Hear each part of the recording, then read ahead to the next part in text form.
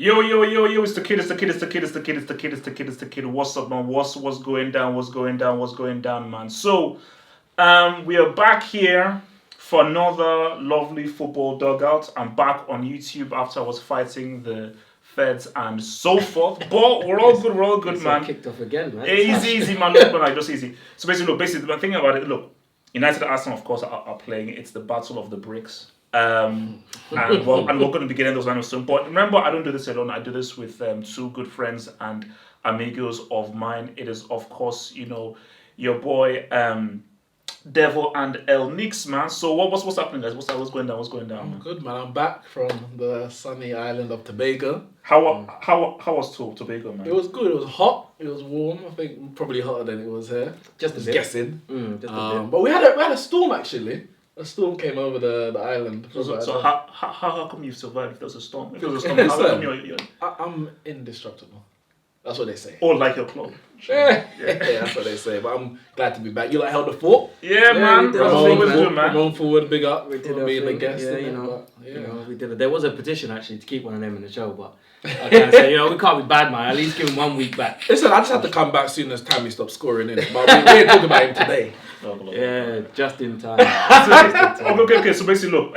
So remember, so for our show, we always do like a Twitter poll, and the Twitter poll is, of course, which is the biggest brick club, which is the official banter club FC, Arsenal or Tottenham. So head to Tottenham. So sorry. I mean, I'm good with that. I'm good with Tottenham. Arsenal or Man United. That's the real answer. That's the who are the biggest? I think Arsenal or Man United. So the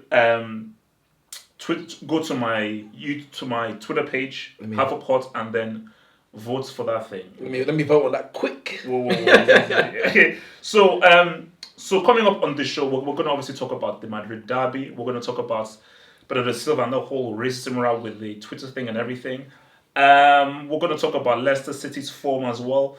And beyond that, we're now going to even preview the Champions League. And because the matches happen pretty much at the top of the hour, we may just give a little tidbit as to what's going to go down between United and Arsenal. Both teams are not sniffing the top four, as we know. So, look, man, let's get right down to things right now. So, guys, I think let's talk about Leicester City. Now, I think this was a question that I was asked on one of my podcast things, and I think this guy asked me that, can Leicester City make the top four? Will Leicester City make the top four? And me and my podcast dude, we said that they kind of make the top four. They won't make the top four. So, looking at how inconsistent Tottenham, Arsenal, United are, I'll come to the guy who's Skyped last week's episode, Mr. Nick. So, Nick, in your view, do you actually believe that Leicester City can actually really make top four based on how guys are performing around them? I'm going to say no. I'm going to say that. I think top six is very much feasible. Of course, we're only, seven games? Mm-hmm. So the season is very, very long. But they've started well. And, the better start you get, then if you have a drop in form later on, you're still in a good position. So they've started, I think, maybe as well as they can hope. They got a good result away at Chelsea. I mean, we know what they did on the weekend to Newcastle. But I just think when the season started, just before the season started, when the transfer window closed, I had Man United finishing 5th. So Man United's form, for me, is not going to relate and affect whether Leicester finish in top 4 or not. For me, it's to do Chelsea and Arsenal, because that's who I had. Sorry, Tottenham and Arsenal, because that's who I had in the top 4. I do think Tottenham will still get it. The win on the weekend was not an easy one. They went down to 10 men, and I thought they're going to lose this one again after what happened with, was it Crystal Palace they lost to? No, Leicester. Leicester, sorry. But they came through and won. I think they've got enough quality. But is Rodgers that to do though? Do you think Rodgers is that to do? Rodgers is... listen. I got to put my hands up there, I cussed off Rodgers. Now you want on Arsenal? No, but I'd have him over Emery. I'm not going to joke. I would have him over Emery. This guy, people say Emery, you have to give him a chance to get his players, blah, blah, blah. What style of football are we playing? What has Rodgers done at Leicester in terms of bringing players in, blah, blah, blah? A lot of those players are still the players that were there before. And he's got them playing football. Remember what they were playing on the Puel? It was turgid defensive football. He's come there and said, right, this is how I want to play. They've jumped on board and they're playing really good football. He's getting results. But I would argue that the football, obviously, for me, the football they were playing under Puel was alien to them because look at the football they played under Ranieri, even Nigel Pearson before he went, and Craig Shakespeare in his short time there. So I think it would have been easier for Rodgers to get them playing back that way, plus a bit more because they're still playing very well at the moment. Than it is because would you say the football that Arsenal's playing under Emery is that much different to Wenger? Bro, what it is what Emery's doing is nothing. Do you know what I mean? It's like there's no identity, there's no philosophy. It's just but we have individual players. He brings in some like nice attacking ideas. I mean, the offensive like Emery. What? Aubameyang, please save me. That's what we're playing this season, bro. That is our style. It's like Aubameyang, please, I beg you, please, God. That's our style. Outside of him, we got nothing. But I think Leicester, what they're going to benefit the fact they're not in Europe, which you know, funny enough, it was the season they won the Premier League. They weren't in Europe. Man United's in Europe, Arsenal's in Europe, Europa League more specifically, and of course the rest of the top four is in Europe, and it may affect some of the teams. But you know, we've seen what's happened with Wolves, the fact they're in Europe, and for me, the other surprise, the surprise team so far probably West Ham.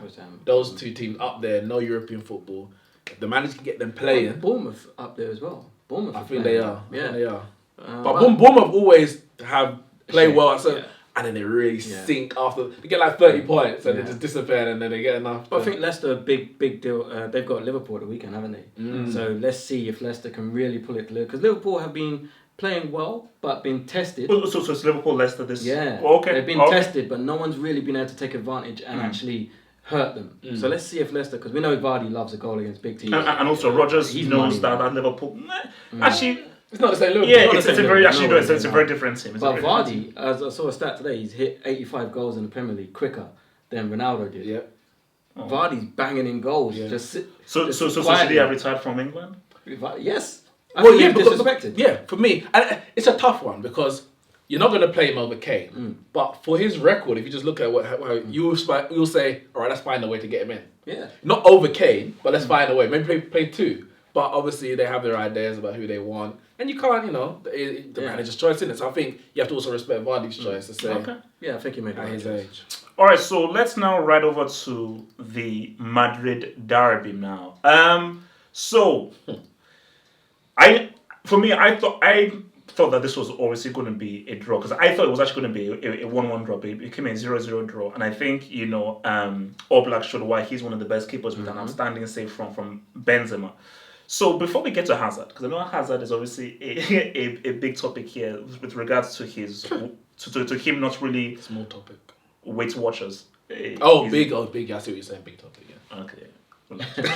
So basically, from this year, looking at both of these teams, do you see either of these teams potentially actually being La Liga champions? If not, what do you think that they are missing from this team? Because I think people have now cooled off on, oh my gosh, Atletico can win, where these guys haven't scored in ages, and I think Costa and João Felix, I think, okay, let's stop the whole hype between these guys being an amazing strike force. Benzema, I thought he could have had an amazing goal, and I think Benzema has been doing cool. But again, we'll get to Hazard. They're missing Modric as well. How much have they missing Cristiano? So from looking at these guys, do you see champions within them, with Barcelona struggling, with Messi being injured? Or is it like, these teams will pretty much play catch up to Barcelona? I still stick by the fact that I think Atletico Madrid can win La Liga. I think, as we said, it's early days. João Felix is still inexperienced. He's clearly got the quality. Diego Costa will come good at some point. It'll click for him. Morata, he's kind of, do you know what I mean? He could. You never know what you're going to get with Morata. If you just keep crossing the ball into him, sooner or later he's going to get hit on something. Oh, really? Just don't let him have the ball to feet. Usually say, play it to feet. Not with him. No.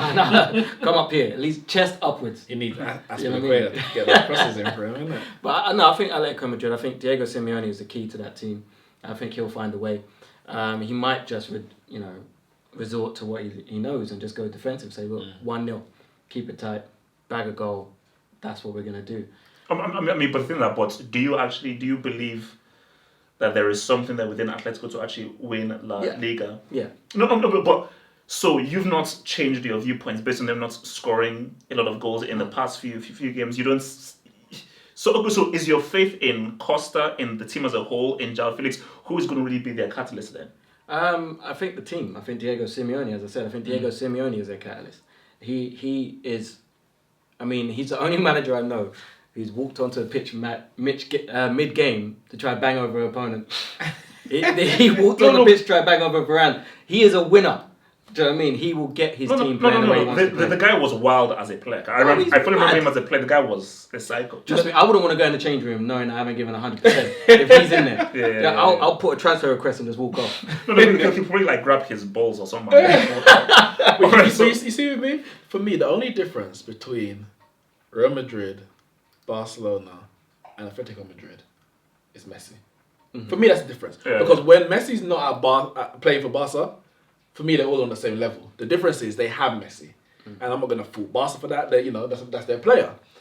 But I think it's going to, for me, that Messi, how long Messi's out, how many injuries he picks up, how many games he can actually affect for Barcelona is going to be the deciding factor, I think, between them winning the league title and not.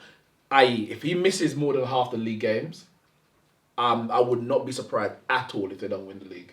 Because I just don't think the team is that much better, if at all, than Real Madrid and Barca, and Atletico without Messi.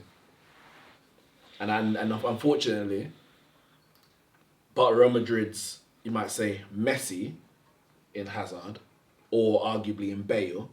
Bale? I'm saying they're not as good as Messi. Good as Messi. They are. That's their talisman. Looking at, but they're just not as good as Messi. So you can get it from them from this game to that game, but they're not going to put up the numbers that Messi did or that Ronaldo did, and Atletico don't have, I would say, the Griezmann who's going to win them the 1-0 game that I think this team needs, because they're not going to concede many, but they just need that one goal. And Messi gets that one goal even if he just comes off the bench.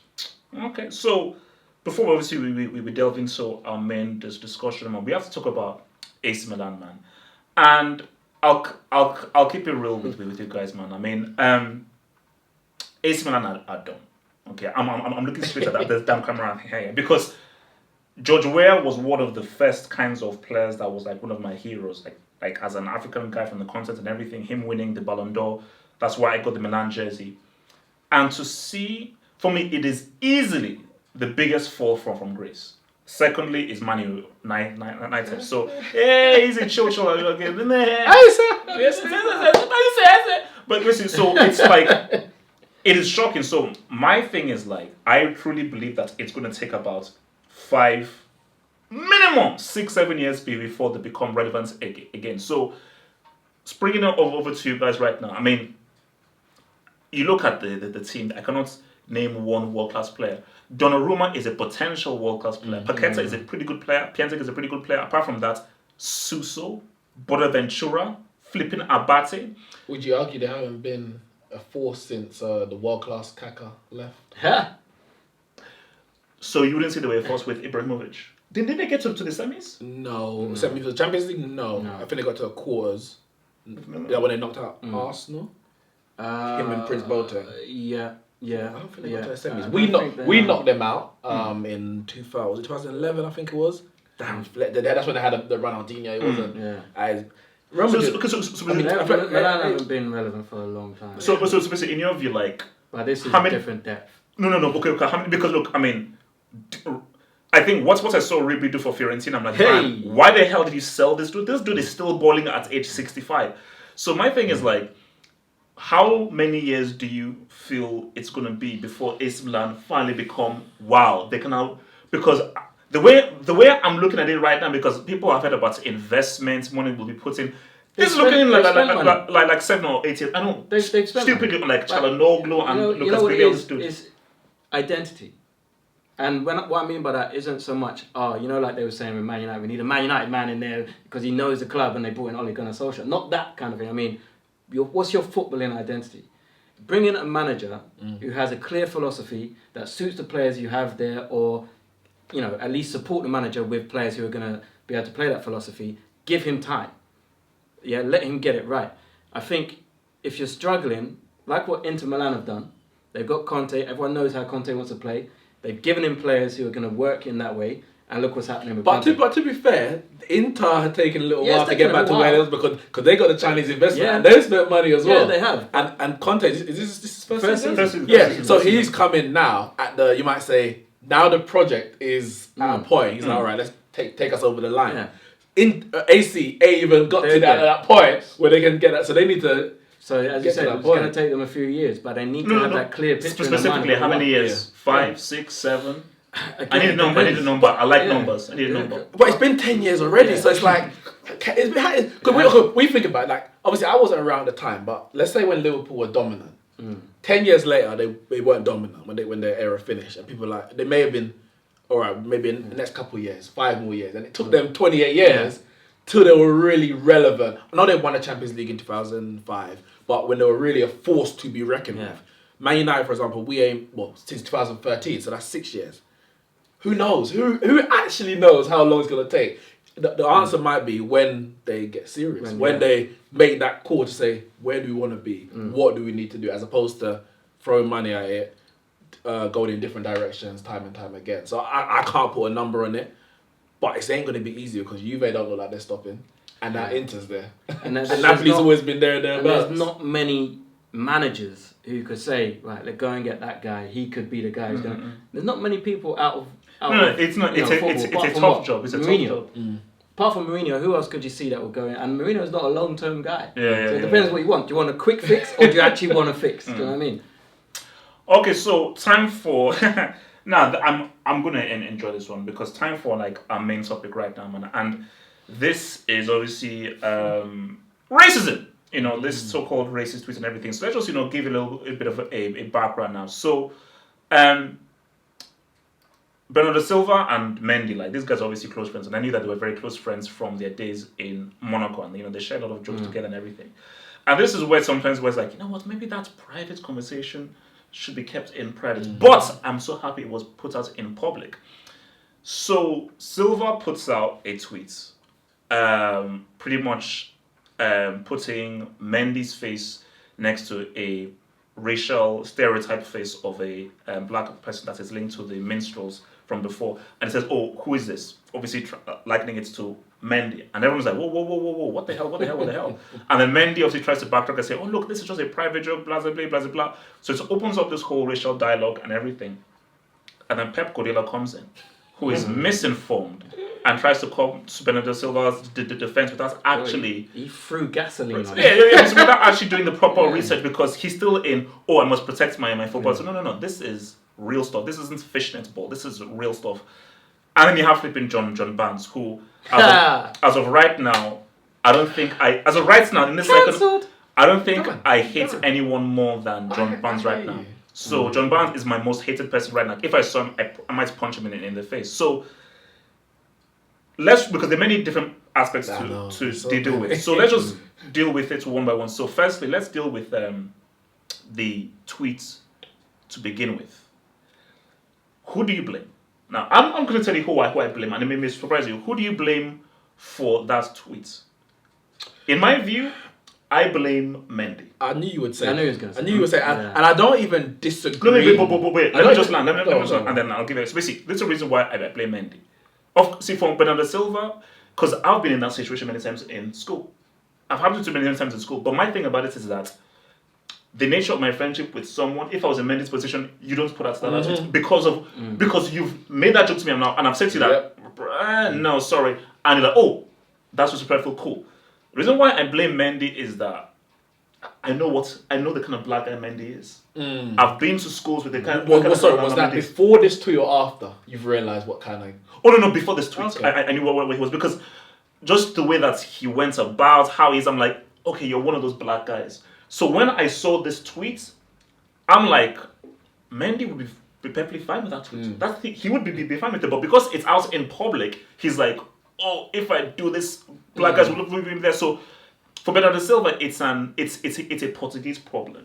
It's an educational problem. It's a thing of, because see, have you seen the actual advert for the chocolate that have you seen the actual advert? Oh no! Yeah. I just know of the image. Not the chocolate, but I just know of the image and the issue of the image. So my thing about this is that for Bernardo Silva, you are still to blame because you still must know that is still offensive.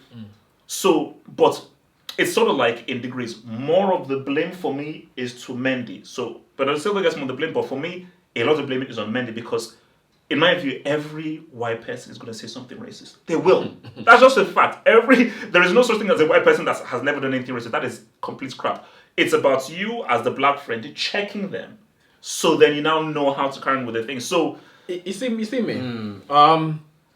I do put blame on Mendy, but for the same reasons that you give. In terms of whether he's more so to blame than Bernardo Silva, I don't think that in 2019 we can use the argument of ignorance anymore, because the way the world is and it's how it's so interconnected. have you been to Italy? Bernardo Silva, I have been both actually. It's still No, listen, I've been both. The way Bernardo Silva was brought up it tells us what he thinks is acceptable and isn't acceptable. But it's not an excuse, because you're in 2019. The information is out there if you want to seek it. Now, the point you made about every white person having said something racist. Now, I was having a discussion about this same thing, and I said, the society we live in, racism is ingrained within it. So for me, it's nearly impossible to grow up without some kind of racist or biased tendency because of how the society is. Now, for me, it's up to you as a person to rid yourself of that bias. I don't think Bernardo Silva and many other people, the people that comment under the tweets, under Bernardo, John Barnes' tweet, etc., have tried to or have successfully rid themselves of that bias, which allows them to see something like that as acceptable. So I have to put blame on Bernardo Silva because he's an adult. He has to take responsibility for his actions. And also, of course, Mendy has a responsibility that if somebody is miseducated to think that such a thing is acceptable, he has to step in and say, I know you were joking, but that's not a joke you ran with me. That's what I would do, but I know there's people like him, and I've seen others who wouldn't, who would just laugh it off. And then that's what happens. Now it goes into the public because you've made them very comfortable to make such a joke. I think it also comes down to their friendship, because he's probably been running that joke many times privately. For sure. If it's just between him and Mendy's cool with that, keep that private. Why he thought he could put that in a public place. And that's the thing, that's fine. Because some people are like, it's a joke between friends. So keep it private. Well, send it to your friends. I'm sure you got his number. Why would you put that on Twitter? Wait, let me push back. If I'm like a white guy and I'm making jokes with my black guy amongst this thing, and my black guy thinks it's cool, why shouldn't I put it out in public? If my black friend hasn't checked me for it, why shouldn't I put it out in public? A joke me and you would have, regardless of race, a joke me and you can have is between me and you. If I put that out in the public, that's not for everyone else's consumption. So that argument about it being between friends, it's not between friends anymore. It's no longer valid. Okay, what's it called? Rio and Evra. They have this back and forth on Instagram. That could easily be a private thing, but they put it out in public because for them they feel that it's okay. This is a humorous funny thing. That's not private. I could sit here and I could tell you a secret about me. Yeah, that's between me and you. Yeah. But if I put that secret on Twitter between me and you, I'm telling you, but everyone else. So why would I put that there if I want it to just be between me and you? So you know what I mean? No, I 100%. It's no longer a joke between friends. It makes no sense. And then to make things worse, he's gone, oh no, it's a joke between friends. It's not between friends. It's between friends. You told the world. You literally told the world thinking it's funny. Okay. No. Sorry, I misunderstood. I think, you were coming from what Bernardo Silva's explanation was. Yeah. Okay, I get it. No, okay, yeah. And I think once that's happened, it makes Mendy couldn't say anything else other than what he said. He couldn't. What did Mendy say? Mendy said, he laughed it off kind of thing. He couldn't say anything else in that. He was put in a corner now where if he goes off and says, Bernardo Silva, blah, blah, blah, what do you think is going to happen to him at Man City? What do you think is going to happen? What do you think Pep's going to call him in and say, well done? Oh, yeah. You know what I mean? Because Pep probably said himself, heard this joke, and it's like, wait, but you wasn't saying anything in the dressing room, but because it's out in the open, you want to do X, Y, Z. So, but you say he was put into a position. He's put himself in that position by his silence, you might say, in private. Yeah. But for me, the big question around this is is the tweet racist? That's really the question, because people are arguing that it's not racist, it's just a joke. Anyone can be compared to anyone if they look like it. It looks like him, therefore it's not racist. But you have to look at the image and what it represents. But that's if you the see, thing. if you see the advert, if you see the advert, this is why I said if you see the advert, you see the advert is basically these savage people in a savage land. It was with spears. It was directly related to the independence of Congo. And then you see a white kid swinging, going, "Oh, what's going on here?" And these savages. Oh yeah, I saw it. So when you actually research the actual where it's coming from, and this is just a chocolate that is readily available in Portugal and Spain and everywhere like that. And I've seen pictures of kids dressed up as these savages, white kids, blackface, red lips, dressed up as these savages for like Halloween or whatever. But John Barnes will convince us that it looks like men. This is what they're educated with in these countries. Okay, so now that's where I wanted to go to now. So now, John Barnes now. See, for me, John Barnes, he's a pagan. Say it like it is. The man, I'm saying, the man is a monk. Because wait.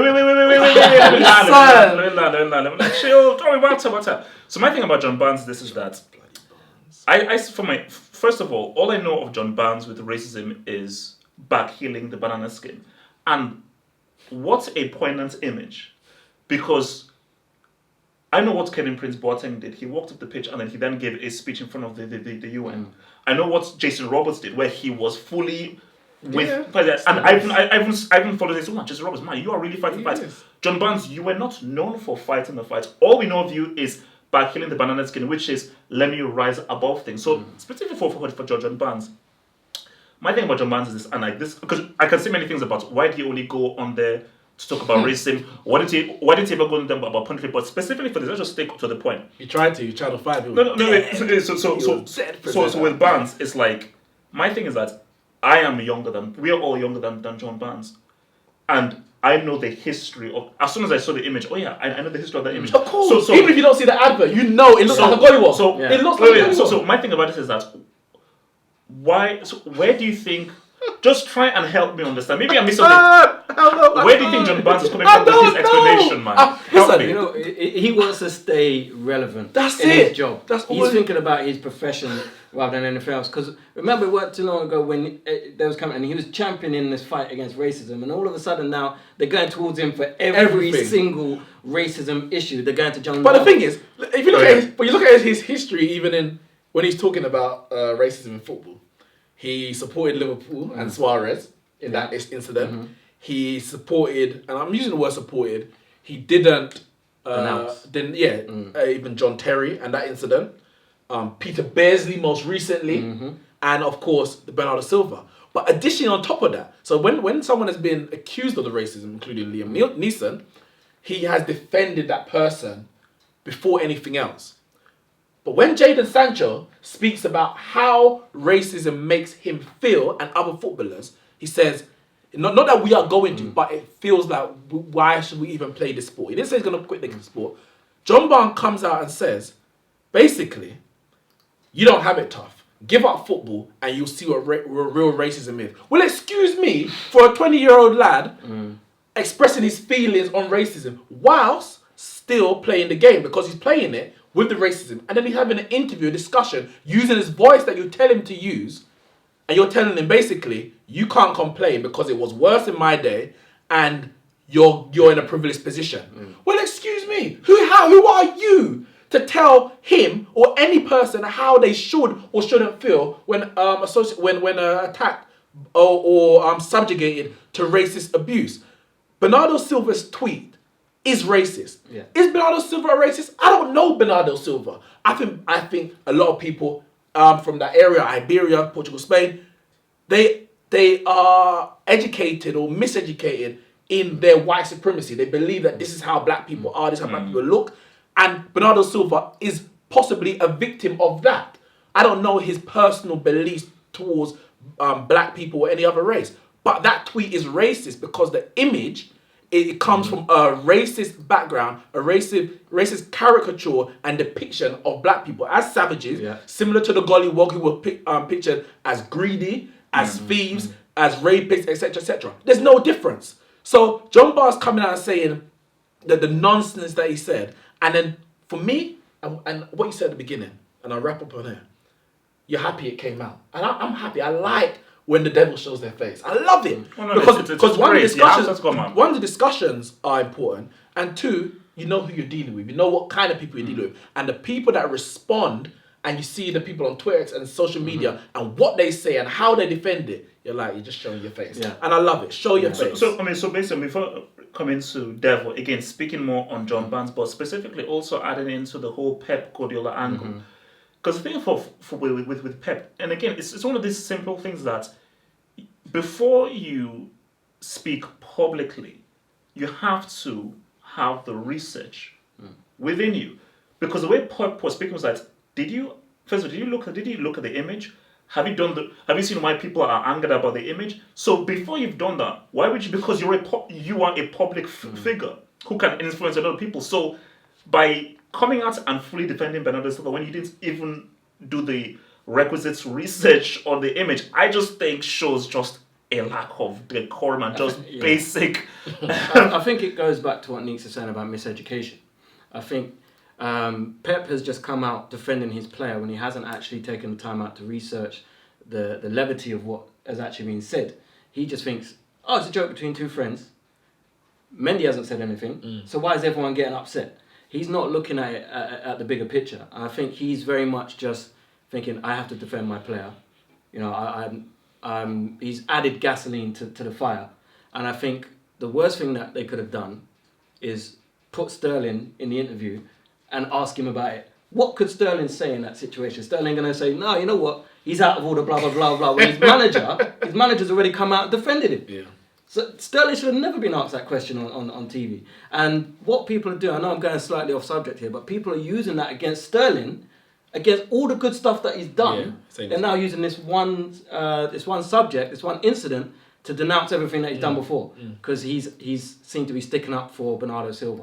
I think that stems from what Pep said, and I think that shouldn't happen. But for Raheem though, what could he say? What's your Even if he did think, even if he does think, you know what, he shouldn't have said that. Is he going to go on national TV? But it's funny because those kick it out shirts were stupid, by the way. Like, I mean, that was just Come on, well, we know. But the thing is with me. Wait, when did they wear this? No, and before the game. What a joke! No, what a joke. No. See, It's a publicity stunt. Publicity stunt. Yeah. Because you can do And that. also, but look what you're saying. It's also, completely that's kick different. it out's organization.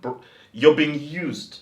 You're just being used, and that's what the devil is always being done, man. So you think that for Sterling, your views that he couldn't have said anything? But you can hear from the way he's talking, he doesn't even feel confident in what he's saying. He's saying and he's coming back and he's pushing back and he's going back. There's a PR machine at every club. Do you know what I mean? And I wouldn't be surprised if Manchester City PR team said, if you get asked this question, say this. Do not say anything that's gonna, deviate from what the rest of the club are saying. You have to say this. So he goes out and he does his job and he says what he's supposed to say, even if you don't want to say it, because the repercussions are going to be, you know what I mean? You don't know what's going to happen behind the scenes in Man City. I'm not saying he's going to lose his place in the team or anything like that, but the attitude towards him might change. But I think just like last points upon this before I'm moving on to the later topics. I think just specifically, I just want to come back down to John Barnes.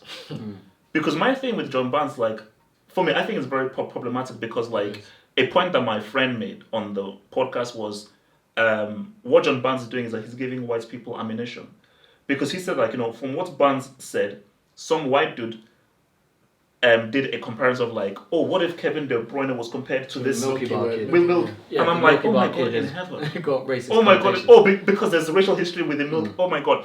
But my thing with John Barnes is, why do you think that he's almost rushing to go to BBC and Sky News for all of these racial interviews and everything? Because I have sort of my slight explanations, but obviously you guys living in England a lot longer than I have.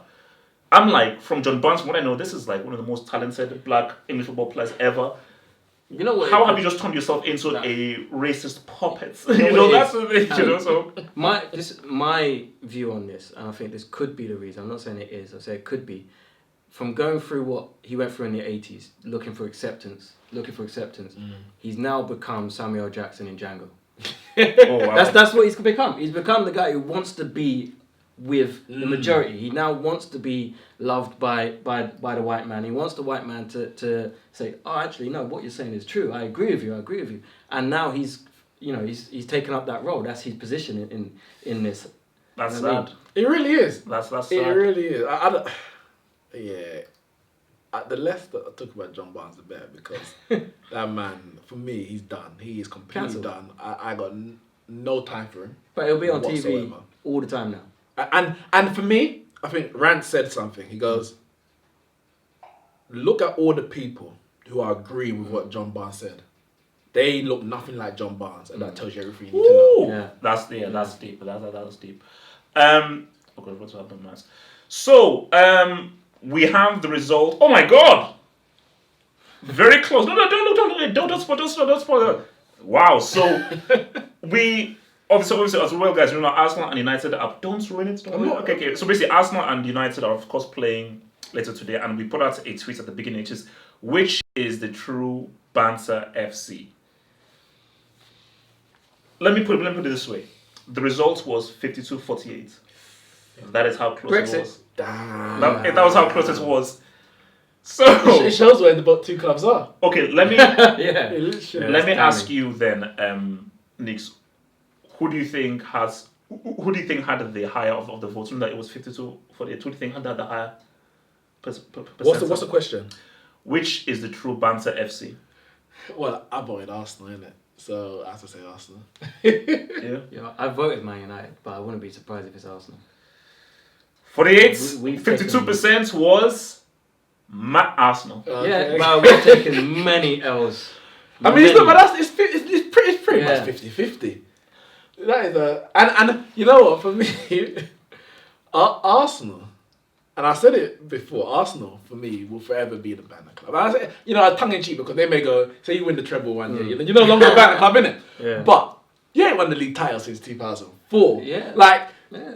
whatever, and in the 6 years that we ain't won the league title, we've won a European trophy, which Arsenal haven't. Granted, you won some FA Cups, we won one, League Cup. And people still take us seriously. I'm not saying they fear us, but the fact that we are always in the mouths of everyone. We are always in your mouth. We're always in your mouth. Quick. You tweet me every time Man United lose. Quick I don't question, tweet you when quick Arsenal question, lose. quick question. Wait, because Yeah, I'm Nigerian, I'm on foreign, so even if I've lived in this country for a long time, I still feel like a foreigner. What does Banter mean? And Banter FC, what does that actually mean? It means you're a joke. It means you're a joke. You're a joke. So just like a joke. Yeah, because banter just means joke. Yeah. Oh, okay, the So biggest. Yeah, there's a joke. Joke FC. Like everyone looks at you and I just think jokes. when you break it down, I think Man United have more jokes about them, but we're more of a running joke. If you understand what I mean? Yes. I mean, there's more joke situations Well, than Man even- United fighting themselves in. Because my thing about it is that I would have agreed with that if it was Wenger.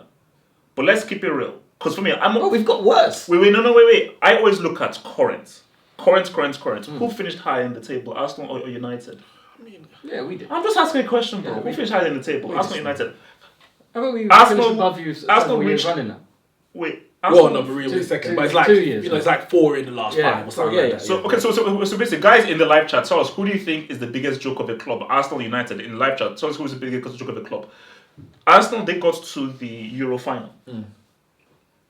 What final did the United get to? So if we were in the Champions League. I mean, if they won it, then you say fair enough. But they got, and that's the adds to the banter, because you had your chance to get top 4 and you threw it away at the end, and then this was your chance. Chelsea were already in the Champions League, so it's Come like on, you Zad, need man. this, Zad and you was lost. in the But that's mission. the add to the banter. Yeah. We lost to Barcelona. I Can mean, we- most teams do lose to Barcelona, isn't it? Can we just say the actual real life banter club oh, is Tottenham? yeah. No, the real life banter club is Tottenham. Oh, no, you no, should have no, put that in there because Oh Tottenham no, are the banter Colchester. club of all banter clubs. So I'm not having that. Colchester's deep. So have the lineups been released? Yeah, now? yeah. So- Yeah, we got Okay, the so lineups. let's first go to Devil then. So Devil, give us Yeah. the Arsenal lineup for tonight. Okay, so Leno in goal, obviously. Chambers right back. Socrates, David Luiz, Clown centre back.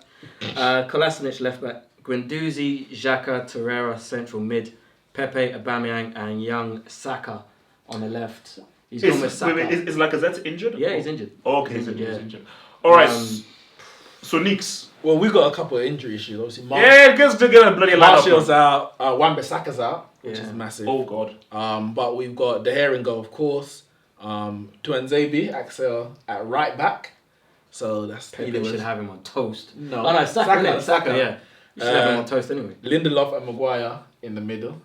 Ashley Young Yeah. at left back. So that's who Pepe is going to be out. Yeah. But remember, Ashley Young has pocketed Salah on numerous occasions.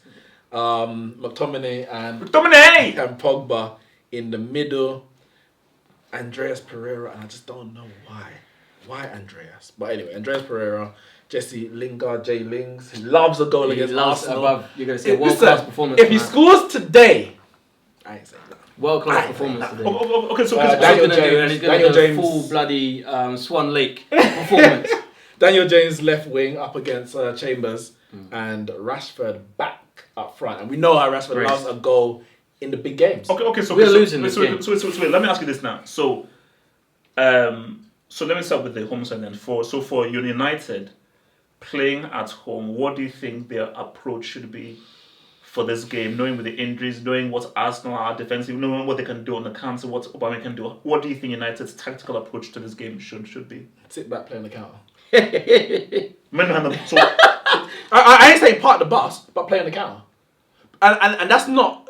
That's nothing. So allow Arsenal to have the ball and possession of the ball. That's nothing to do with the quality of our side. It has an impact. But even at our best, when under Fergie, when we played Arsenal, have the ball, pass it all you want, do it. We'll get in a few fouls and we'll hit you on the break.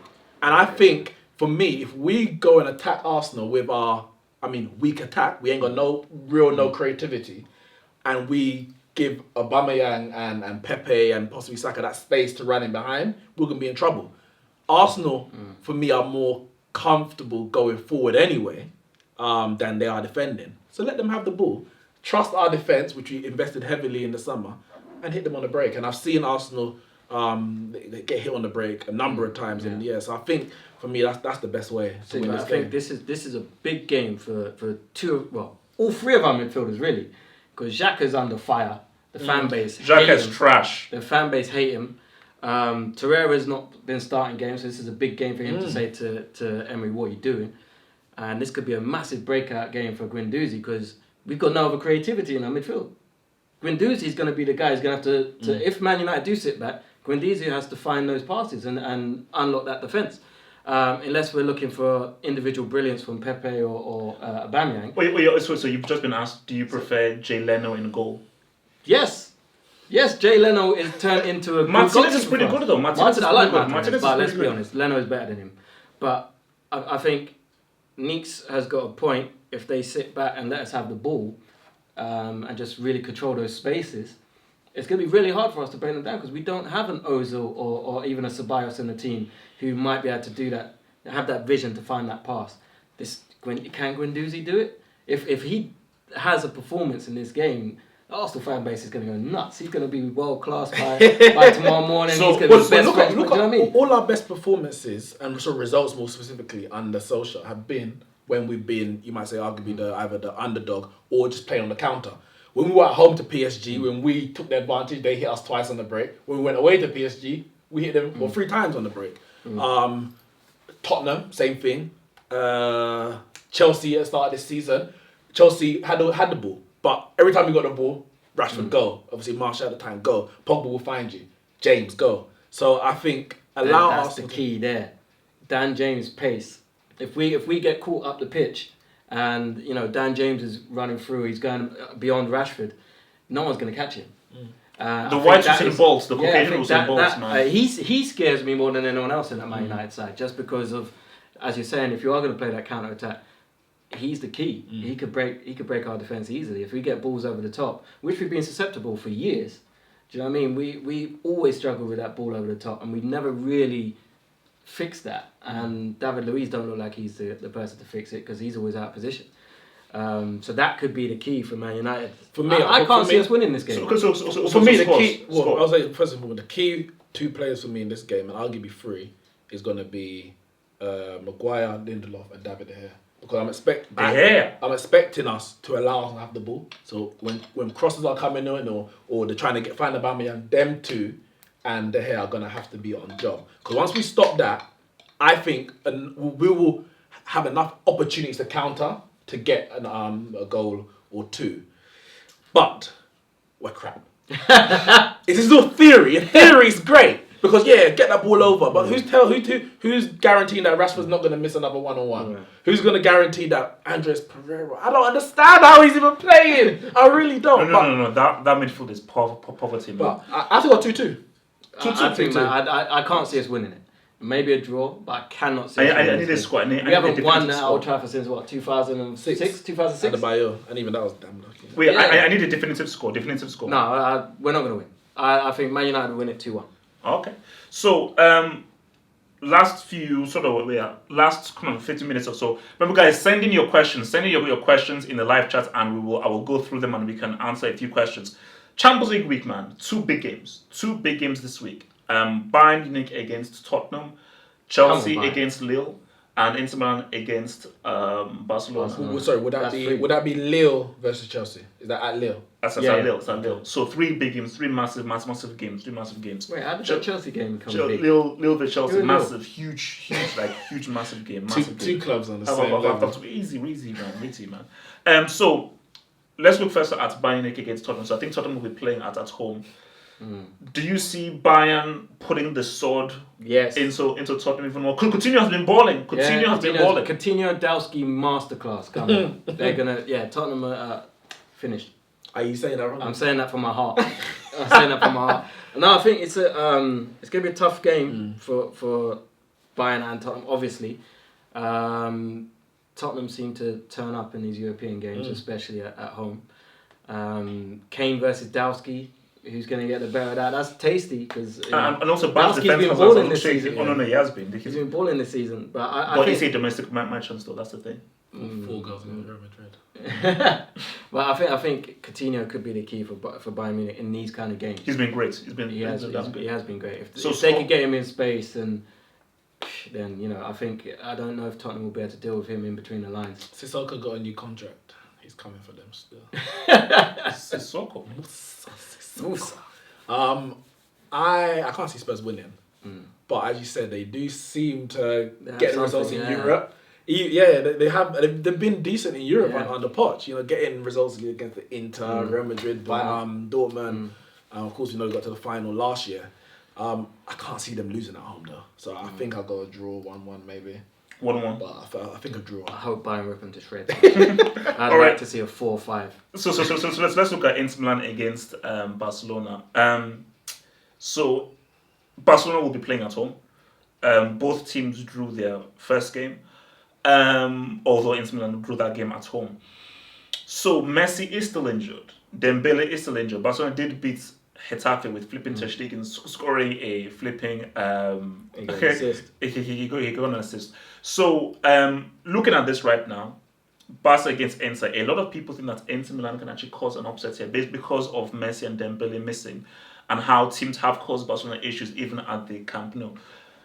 I still feel Barca will get it, although I think it's going to be a much closer game and I think it's going to be quite a difficult game, specifically tactically for Barcelona. So what are you guys saying? Barcelona against Inter Milan with Barcelona playing at the Camp Nou? I wouldn't be surprised if Inter get a result there at all. Especially for me, if Messi's out, then Inter have every chance of getting a result. Sanchez he scored a goal on the weekend. I know he tried to claim the first one. I don't know if he got it in the end. No, he didn't. Okay. But he obviously got sent off. But that's a domestic game. Lukaku's been scoring. I think they can. I think they can get a result there. If Messi doesn't play, I'm gonna stick my neck out. If Messi doesn't play, I'm going 2-1 Inter. Woo. Devil. Ooh, that if makes Messi sense. plays, 3-1 Barca. It makes sense. Lukaku masterclass coming. Lukaku's going to end up top goal scorer in the competition. On Inter's, when Inter win the competition. You know what I mean? And then Man United fans are going to be barling. No, I think Inter Milan will be set up to play for the draw. I think they're going to try and stifle Barcelona. They're going upset them. I wouldn't be surprised to see a lot of little niggly fouls and you know, just to upset Barcelona's rhythm and then try and hit them with, you know, set pieces and because they're going to be. I mean, guys saying that Messi is going to play apparently. He's going to play, but will he be fully fit? That's the thing. It's not I mean, worth the we've risk. seen a half fit Messi tear teams apart, but he's getting on. You know, he's not the same, you know, Messi he was before. What is he now? 32 going on. Yeah. So you know, and he's never really had injuries in his career that have kept him out for long periods or anything like that. So maybe his body's, you know, on the way out. Any more injuries and he ain't winning that Ballon d'Or. Okay, so someone just mentioned this in the chat here, saying that because I think people are talking about what makes it a big club or what makes it a big club. Or someone mentioned something with regards to the 2009 Barcelona team. People said there isn't a better team to that 2009 Barcelona team. For me, 2011 is better than that. Because that Henry was... Henry, Eto'o and Messi. But that Henry weren't peak Henry. They had Eto'o. I'm taking Eto'o on. I'm taking a half thing Henry, Eto'o, Messi over David Villa, Pedro, and Messi. So alright, but which Messi was better? 09 or 11?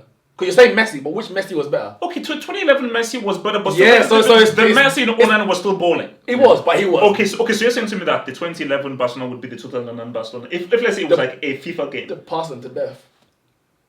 That Champions League final. I think, yeah, but he's coming from a personal. But they played us in both. They beat us in the 2009 final. Well, the 11 one where they played you off the park. But that's the point I'm making. I saw those two teams you're talking about playing my team over two separate finals, and in the 2009 one we had a chance. In the 2011 one we had no chance. Did you have Cristiano in 2011? No, we didn't. But Ronaldo. All you had was Rooney, the most overrated player of all time. Ronaldo wasn't even the main thing in 2009 in that final. Park had a chance. Yeah. I think Tevez had a chance. Berbatov. We had chances in that game. 2011. I think we had that one chance. We really scored a goal. That was it. Yeah. That was it. That 2011 team. No. For dangerous. Me, I think because my thing about it is that the midfield was still pretty much the same. The defense was still pretty much the same in 2011. The only real difference was the three guys in attack. Well, in the final, Yaya Toure played in 09. Mascherano was in defense in 2011. Yes. He was a left back because Abidal didn't play one of them because wasn't ill. He had some. He had the cancer. Yeah. So I think he didn't play one of them. He played the other one or something like that. Jordi Alba weren't there in 11, was he? No. It was before. No. I think Jordi Alba. Was it Van Bronckhorst? Yeah, you guys wait. Who was left back in 2011? Who was left back in 2011?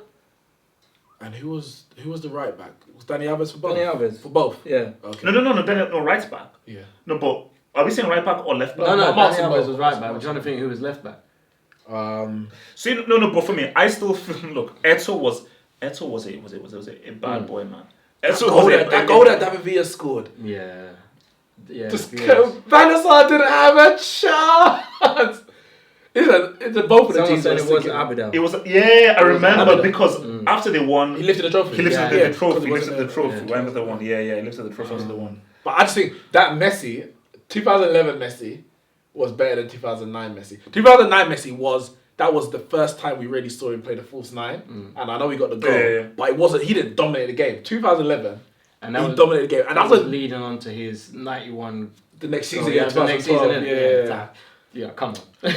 Alright, guys, look, man. United Arsenal is 5 minutes away, so we have to pretty much get in for that, guys. Remember, guys. There was a question we had quickly in here. It was. Please don't let it be about Hazard being fast. Leno or De Gea, who's better? Leno. As I was right now. Current form? Leno. On current form, Leno. Jay Leno for sure. Current form. Leno has the most errors. That was last season. No, it's since then to now. Yeah, that's Leno. And he's had. But he's still on better form. But has he not had an error leading to go this season already? Yeah, yes. Oh, okay. Yeah. Maybe even two. Definitely one. Definitely one. But he's still on better form than De Gea. No. Leno, man. Okay, guys, we have to wrap this up, man. Remember, guys, like that vid, share the vid, and so forth, man. Keep supporting this football dugout thing as we do it weekly, and hopefully we'll see you guys next Monday, man. And let's just hope that this United Arsenal game is actually worth the wait. Yeah, and El hopefully, Bricaco. Javan will be back next week. We had to ban him from the studio. Yeah, for you know, what he no, said you have last to. week.